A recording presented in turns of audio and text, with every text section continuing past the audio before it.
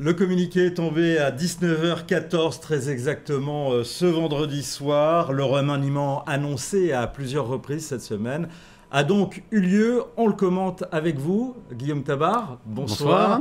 Vous êtes éditorialiste politique au Figaro et auteur d'un contrepoint quotidien retrouvé dans les pages du Figaro et à retrouver sur lefigaro.fr.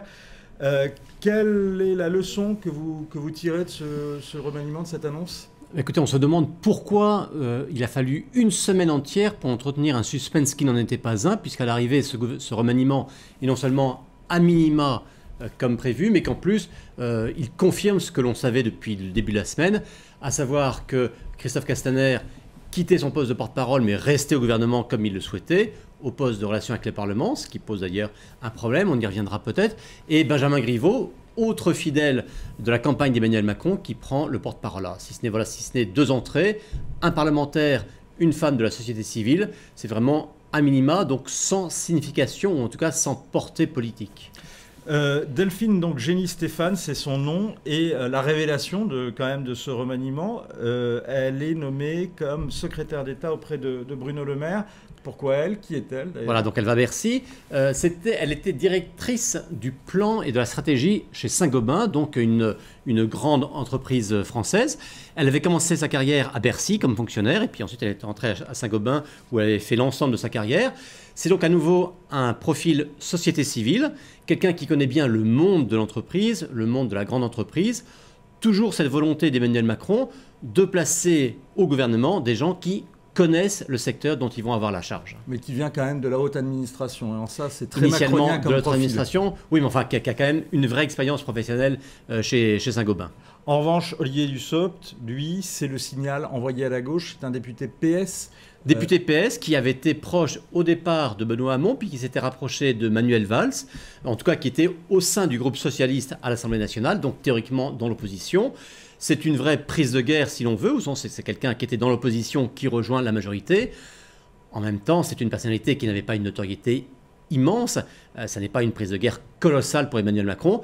C'est un petit signal envoyé à la gauche, mais tout petit signal. Et on sait bien que, en tout cas pour l'opinion, le message politique d'un gouvernement, c'est ce qu'il fait et non pas la composition exacte du gouvernement. Et Olivier Dussopt est nommé également à Bercy auprès du ministre de l'Action et des Comptes publics. Voilà, et il sera en charge de la fonction publique, Darmanin. En clair des fonctionnaires, et on sait bien que c'est toujours un point sensible, la négociation avec les fonctionnaires, surtout lorsqu'on annonce des économies à faire par l'État.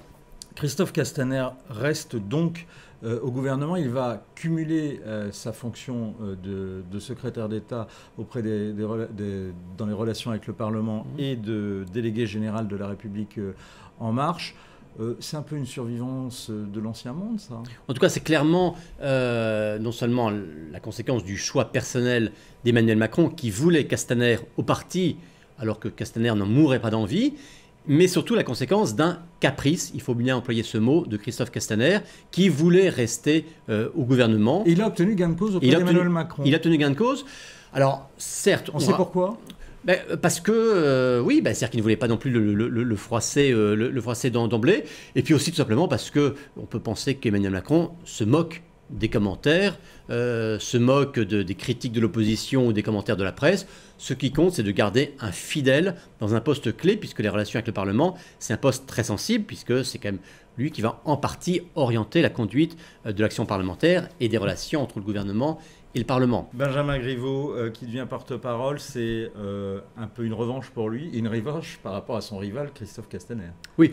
Petite revanche, parce que je pense que Benjamin Griveaux, lui, il aurait aimé diriger le parti La République En Marche, qu'il avait en grande partie porté sur les fonds baptismaux lors de la campagne présidentielle et ensuite législative. Il reste bien sûr au gouvernement. Cette fonction de porte-parole lui donne une notoriété plus forte, une visibilité plus forte.